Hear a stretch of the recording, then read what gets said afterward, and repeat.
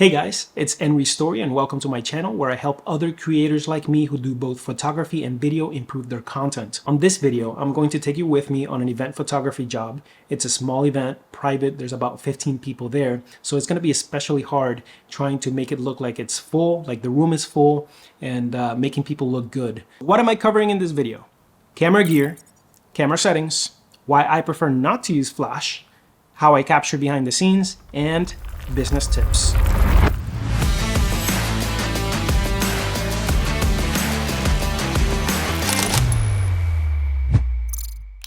Event photography is one of the many services that I provide to local businesses here in South Florida, including the Jason Taylor Foundation, Dan Marino, a couple of universities like NSU and FIU. Let's do it.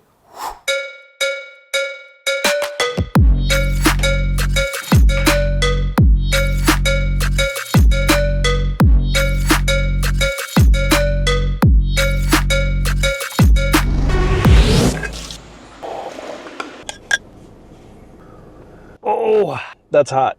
Next stop, Aventura. I like event photography gigs because it's exhilarating. There's so many changes and you have to make quick changes on the spot. You're taking a picture of someone and all of a sudden like 5 people jump in.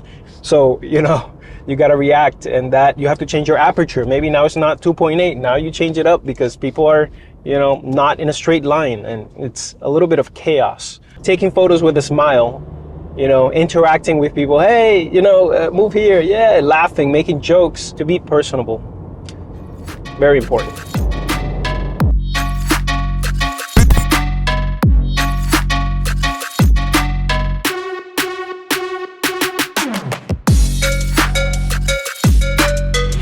To the end, okay.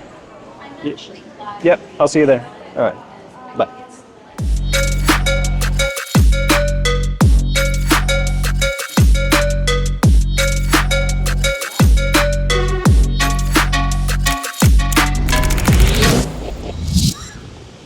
I'm just waiting for my notes to load so I can make this video.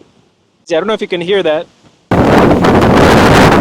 This video is all about crushing your event photography. In this case, I chose the 70-200, which is my absolute favorite lens. And I chose the 24-70.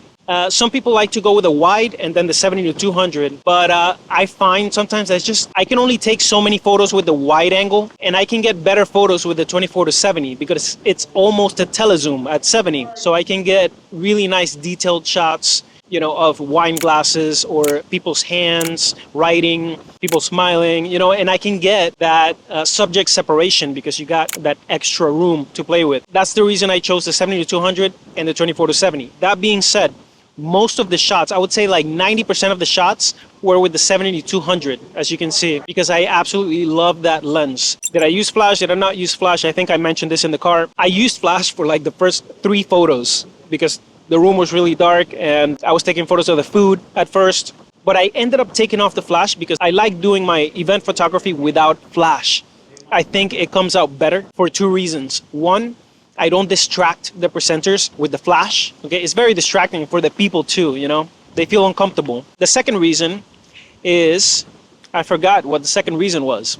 The second reason is that with flash, you miss a lot of moments because there's micro moments when people are moving their hand, smiling, they say something funny, they tell a joke, everybody laughs. You could miss that shot if you're using flash because, I don't know, it's taking time to load or just there's a few milliseconds in between each photo. That's why I prefer to just take it without flash, increase my ISO, and then just add noise reduction in post, and I'll capture better moments. Even if, I have to use noise reduction, it's fine. Like AI is so good now that your clients will appreciate the photos and the moments that you capture and the quality. So the verdict on flash is I probably would not use flash if I can behind the scenes. Event photography, apart from being more simple than other jobs, it's a great way to market yourself as a content creator, as a photographer. It's a great networking opportunity. How many people are at the event? How many people are looking at your brand? If you have like branded t-shirts, a branded cap, they see you in action.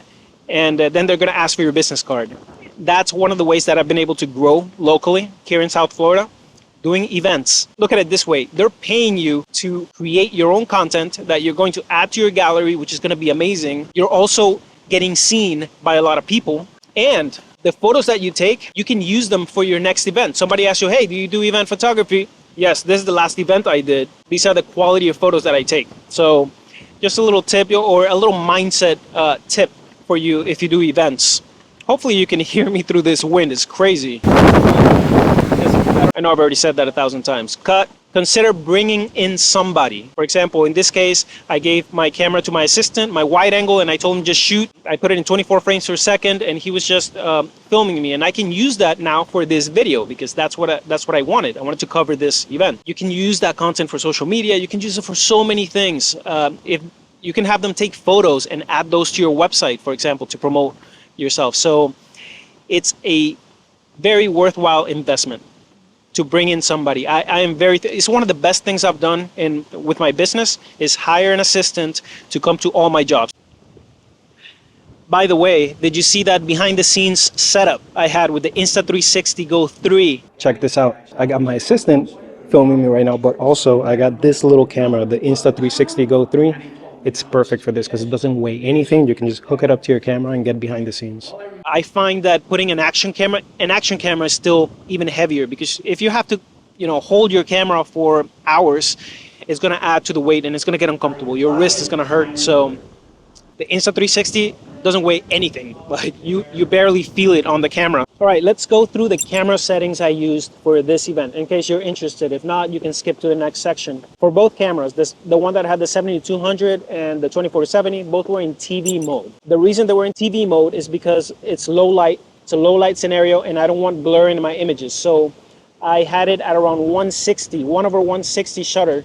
People are not moving too much, so 1/160 is okay.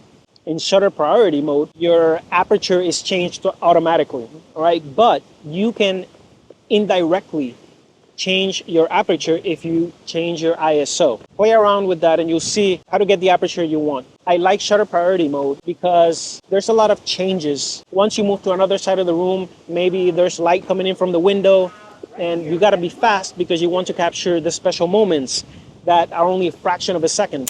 So shutter speed mode will help you be faster. That's the reason I use it. If I want to be very intentional with a photo, then of course I'll dial in all the settings myself.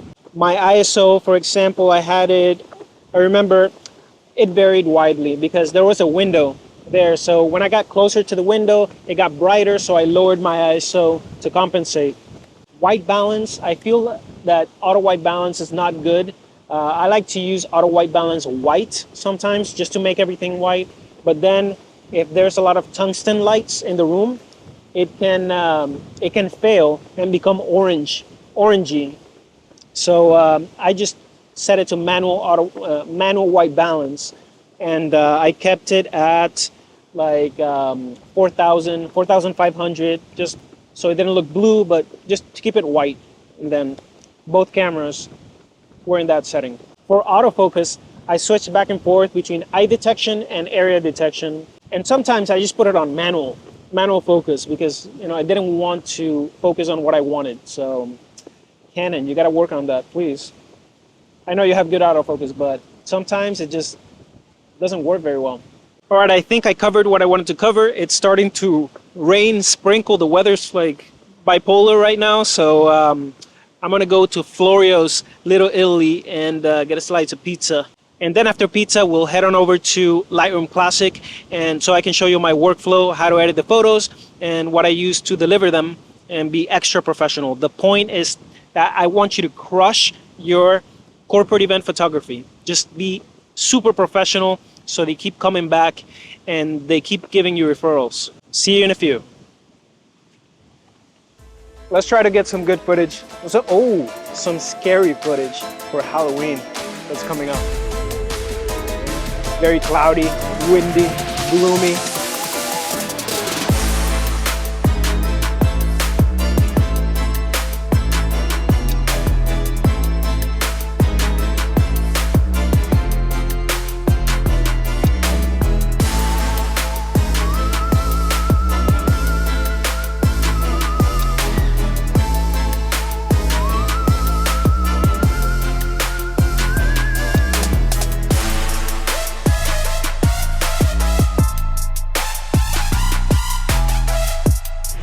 I haven't forgotten about the workflow in Lightroom Classic, but while making this video, I actually decided not to do a whole tutorial on how to edit photos because I think that can be a little boring and very technical. The reason why I decided to skip it also is because I edited the photos so quickly. One of the reasons that I'm able to edit quickly is because I used the Toolbox. Now, this video is not sponsored by them, but I did make another video showing how it works, how I use it on Lightroom to make my editing faster. And you can also use it for video editing. Thank you guys for watching this video. I hope it was entertaining as well as helpful. I know it would have been helpful for me 5 years ago when I was getting started to learn more about event photography, the flash, the settings, and all I talked about. If you didn't like this video, leave me a comment below and tell me what you didn't like so I can improve for the next one. If you did like it, give me a like, subscribe so you can see my new content coming up. Thank you so much.